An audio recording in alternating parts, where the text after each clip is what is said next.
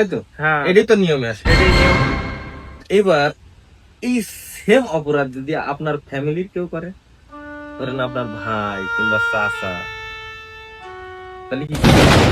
এখন তাদের বুঝে বলতে হবে বা সমাধান করা যায় কি চেষ্টা করতে হবে, তারপরে যদি না হয় এখন যে কোনো একটা সালিশ বসে সমাধান করতে হবে। তার মানে আমার সাথে যেটা করেছেন সেটা আপনার ভাই কিংবা ফ্যামিলির সঙ্গে সেম বেইমানি যদি হয়, তাহলে তাকে কিছু বলবেন না, তাই তো? অবশ্যই বলা লাগবে। কিন্তু আমার সাথে যেটা করতে চাইছেন ওইটা ওদের সাথে করতে পারবেন না। এই করতে পারবেন না কেন?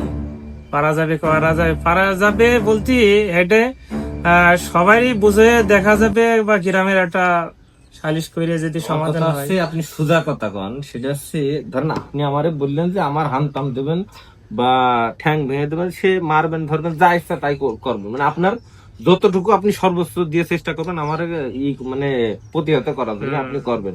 কিন্তু আপনার ভাই কিংবা আপনার বাপ কিংবা আপনার বোন, ফ্যামিলি মেম্বার যদি এরকম করে তাহলে কেন করতে পারবেন না? এখন এটা নিজের লোক, আত্মীয় স্বজন, অনেকটা ছাড় ছুট দিতে হয়। তার মানে